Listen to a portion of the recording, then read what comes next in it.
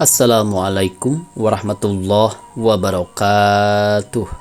Pemirsa dari Sabang sampai Merauke, selamat berjumpa kembali dengan channel Insan Dongeng. Pada kesempatan ini, saya Bang Elgi mau melanjutkan roman klasik Sidul Anak Jakarta bagian ke-7. Selamat mendengarkan. Dia mah duluan aja nyium tangan orang, yang belakangan jadi kagak kebagian, jawab Sarip agak merenggut.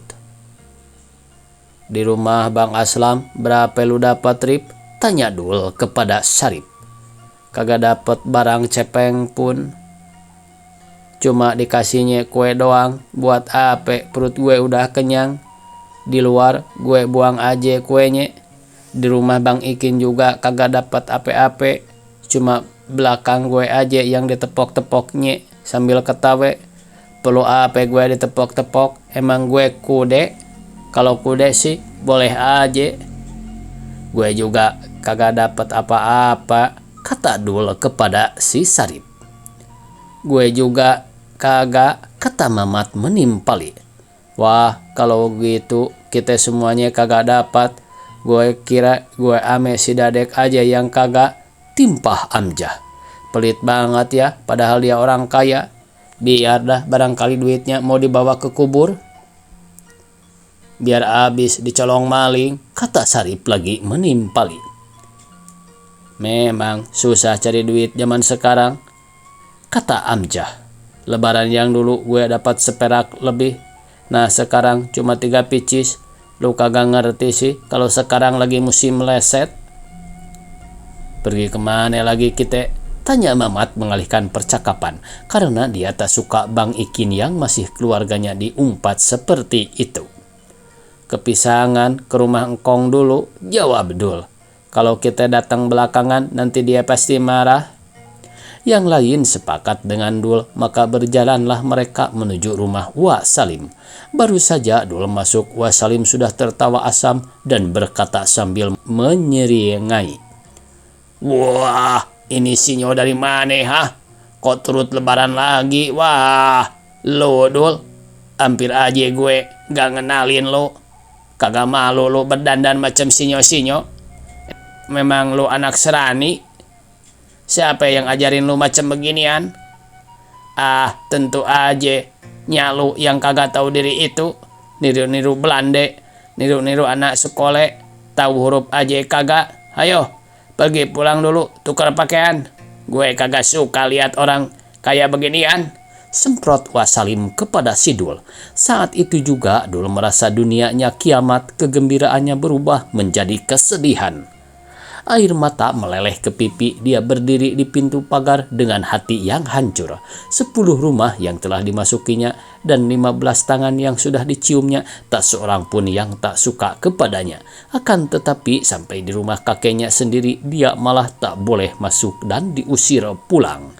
Karena memakai pakaian satu setel. Sambil menangis terisak, pulanglah si Dul itu. Kenapa lu nangis, Dul? Tanya ibunya begitu ia sampai di rumah. Si Dul menceritakan semua perkataan kakeknya tadi. Mendengar keluh hati anaknya, hati Empok Aminah pun ikut merasa sedih. Jika dia tidak takut durhaka, ingin rasanya melarang anaknya pergi ke sana. Bergumamlah ibunya Dul. Kenapa sampai gue punya babe kok kagak kayak babe orang-orang? Jangan kata mau beliin cucunya pakaian. Ini mah malahan dilarangnya cucu sendiri masuk ke rumahnya lantaran pakai pakaian anak sekolah. Sungguh celaka nasib gue ini. Akhirnya Dul diperintah ibunya pergi ke rumah kakeknya dengan berpakaian robek-robek untuk mencium tangan orang tuanya sore hari itu juga. Sebulan setelah lebaran, Dul tidak hanya tinggal berdua dengan ibunya. Di rumahnya sekarang sudah ada 4 orang. Dul kini memiliki bapak kualon atau bapak tiri. Bapak tirinya itu juga punya seorang anak laki-laki yang lebih besar sedikit dari si Dul. Marjuki namanya. Ibu Marjuki dahulu juga tinggal di Jakarta tetapi sudah meninggal sebelum puasa tahun lalu. Sementara Bapak Tiri Dul itu bukan orang Jakarta, ada yang mengatakan dia orang Banjar. Ada pula yang mengatakan orang Medan, bermacam-macam tebakan orang.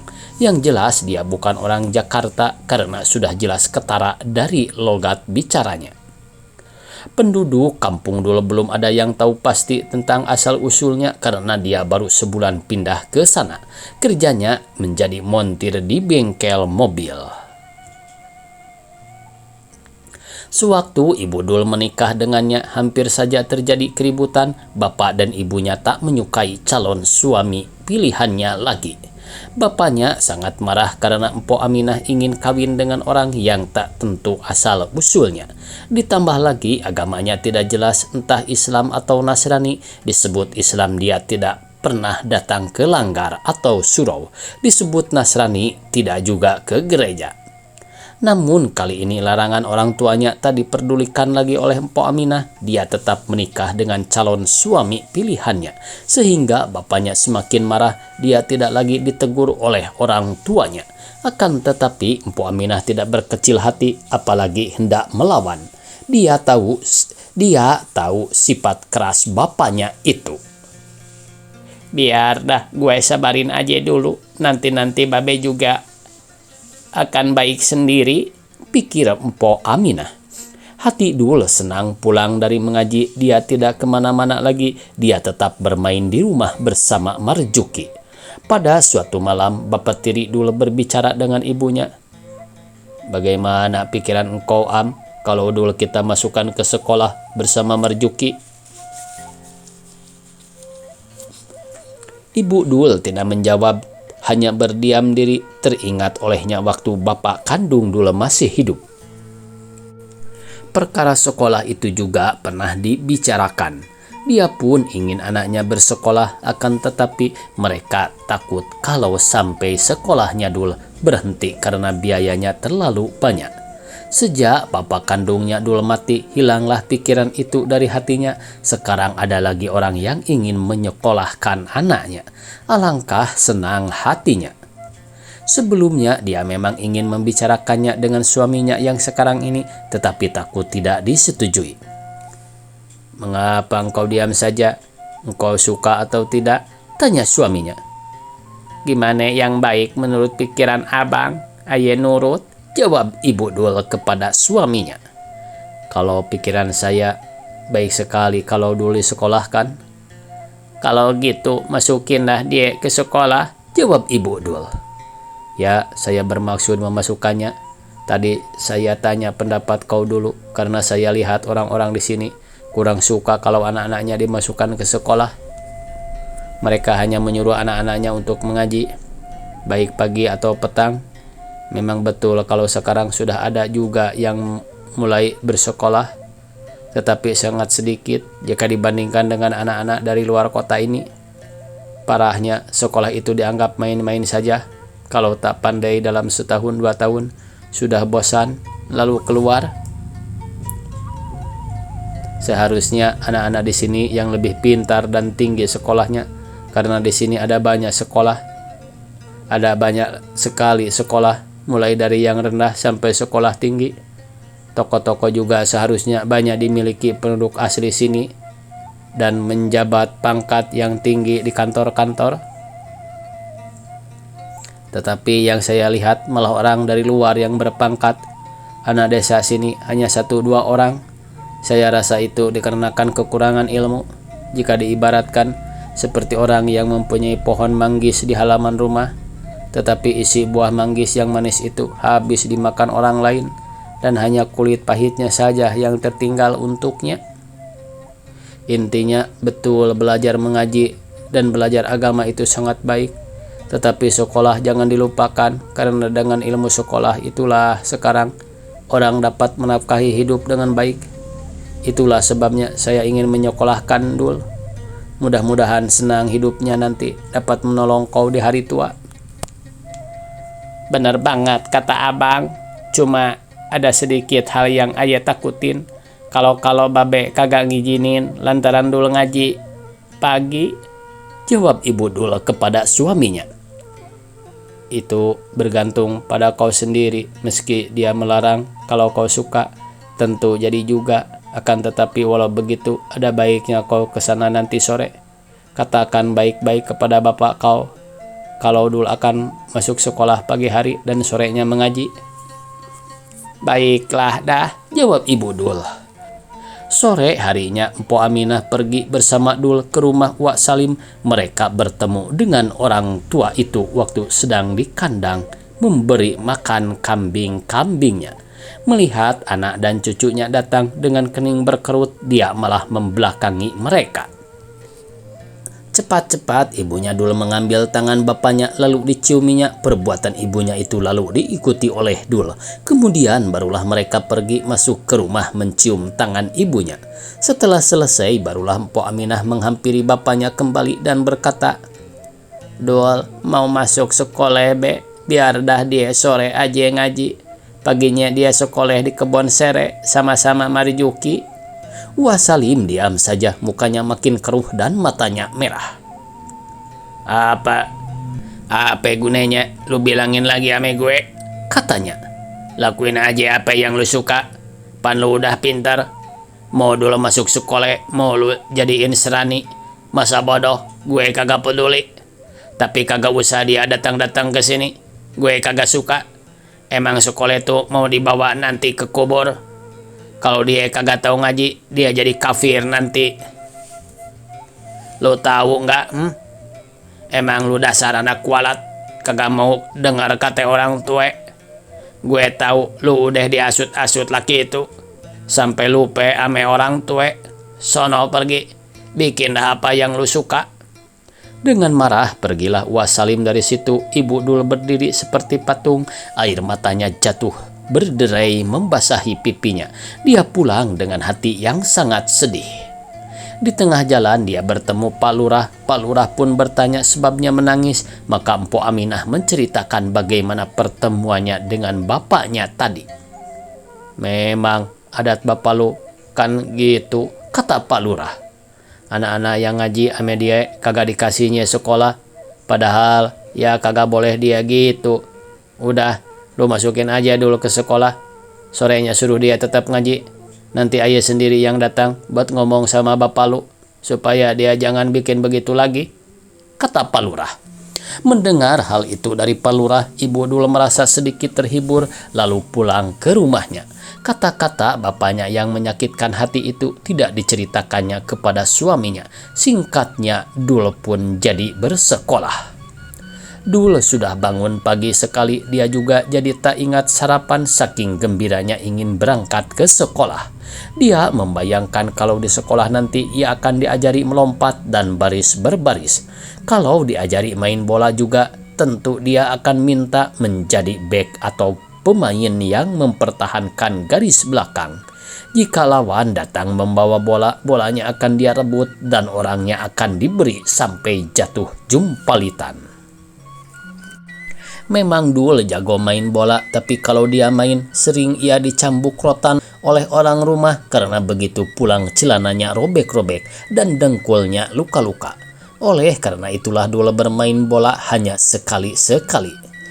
Setelah berpakaian, Dul dibawa bapak tirinya ke sekolah. Setelah berbicara sebentar dengan salah seorang guru, bapaknya langsung pulang. Dul kemudian ditinggalkan untuk bersama kawan-kawannya.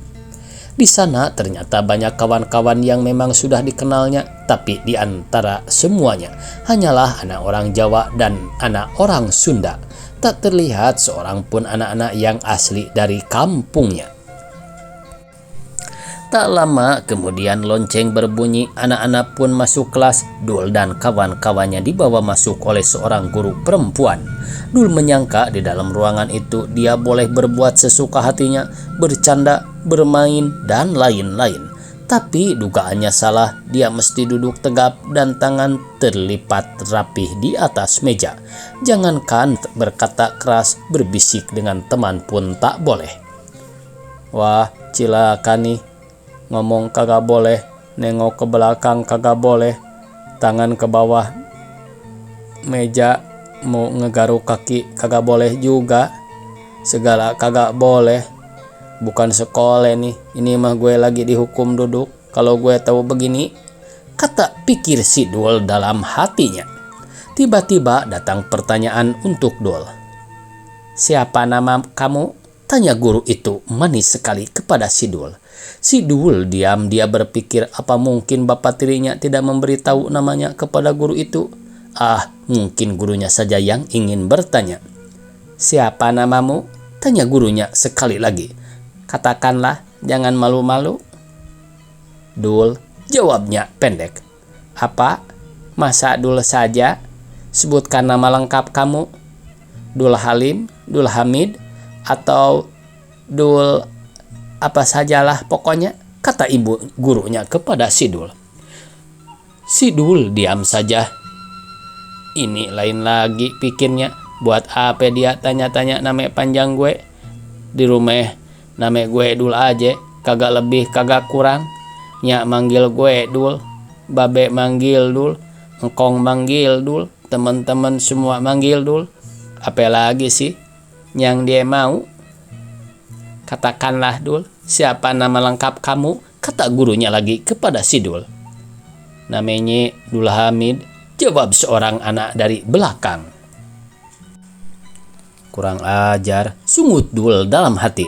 Orang kagak tanya sama dia jawab aja. Perlu apa dia bilang-bilang nama orang? Ya begitu, kata guru itu dengan manis. Apa gunanya malu-malu menyebutkan nama itu? Nama saya Raden Roro Karlina Sastromijoyo.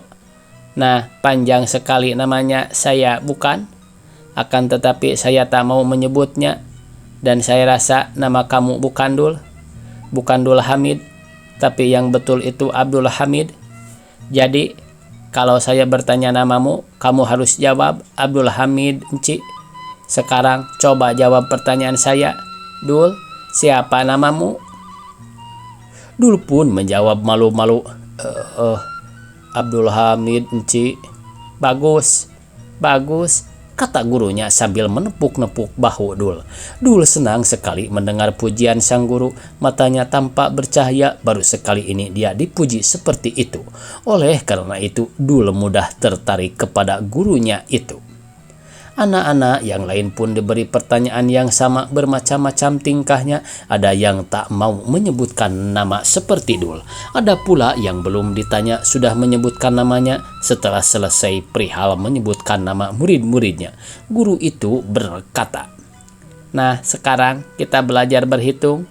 Siapa yang pandai berhitung sampai 10? Saya Encik,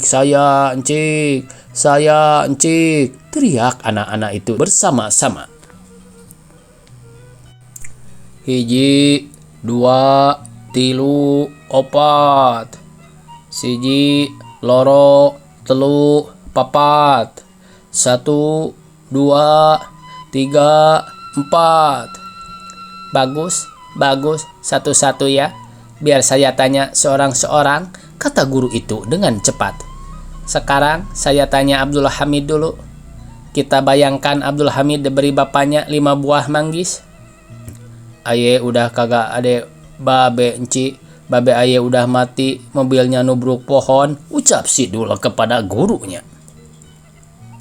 Guru itu tersenyum mendengar ucapan Dul, lalu bertanya, Abdul Hamid orang mana? Mulanya Dul agak bimbang sedikit, tetapi kemudian dia berkata sambil membusungkan dada.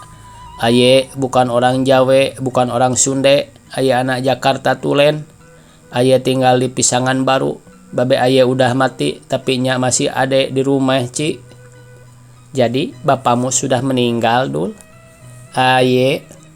Nah, kalau sudah tidak ada bapak, coba bayangkan ibumu yang memberi 5 buah manggis. 2 buah manggis itu dimakan adikmu. Aye juga kagak punya adek, Ci. Tak punya adek? Baik, kita misalkan saja engkau punya seorang adik. Mana bisa nya aye kagak mau beranak lagi. Katanya aye sendiri aja udah bosan miaranya. Hampir saja guru itu tak bisa menahan tawa mendengar jawaban Dul yang lugu. Abdi gaduh adik 3, Enci, Jawab seorang anak perempuan memakai bahasa Sunda, yang artinya dia memiliki 3 orang adik. Namina, Titik, Ujang, jeung Mina. Baik, kalau Abdul Hamid tak beradik, Salma saja saya tanya.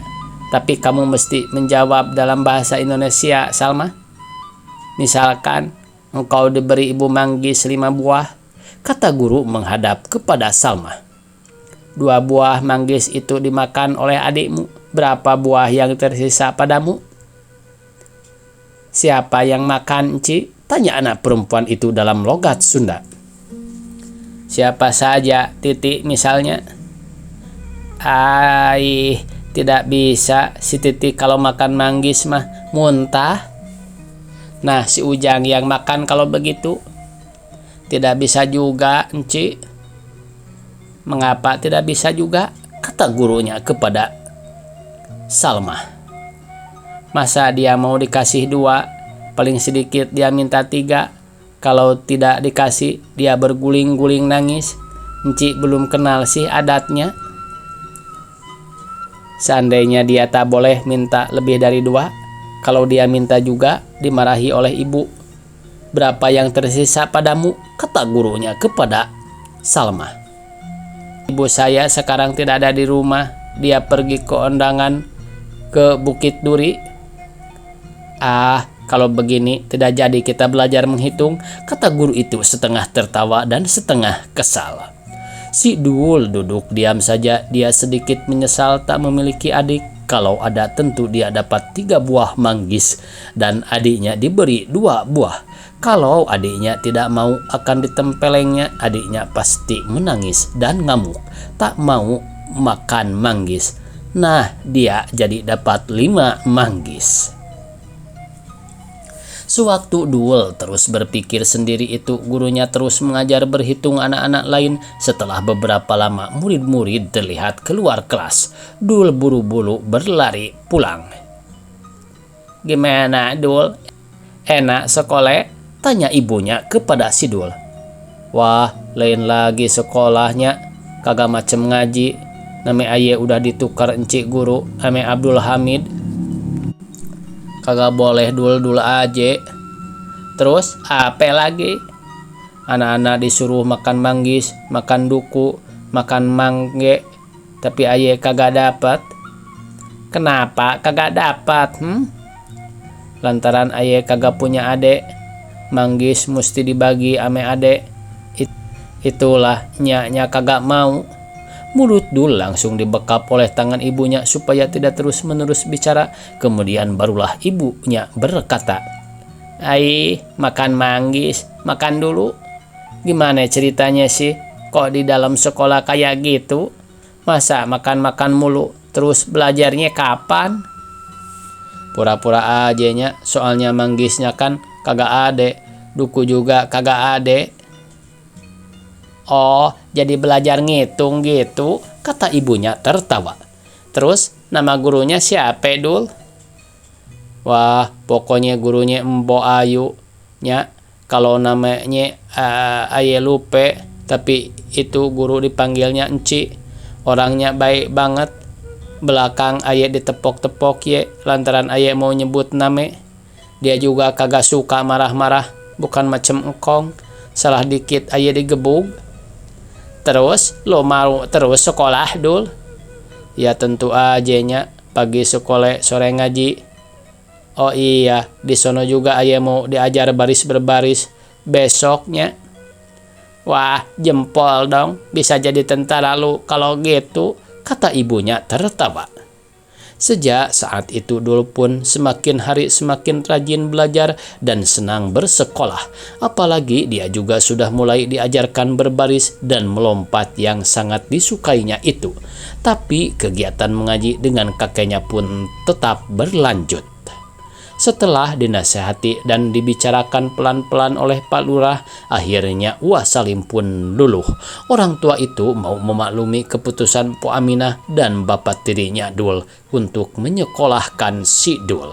Ditambah Dul sendiri selalu bersemangat untuk pergi ke sekolah. Semakin hari, Wasalim pun semakin sadar kalau larangannya yang membatasi murid-muridnya untuk bersekolah, hanya boleh mengaji dan belajar agama, itu salah. Jika seperti itu, maka dipikirnya anak-anak asli dari kampungnya tidak bisa berpikir dengan wawasan yang luas. Belakangan jadilah Sidul semakin didukungnya untuk tetap bersekolah, bahkan hal itu pun akhirnya berdampak baik pada hubungan Wasalim dengan anaknya, Empo Aminah, yang menjadi lebih akur. Tamat pemirsa. Begitulah roman klasik Sidul Anak Jakarta. Mudah-mudahan di malam esok kita bisa berjumpa kembali.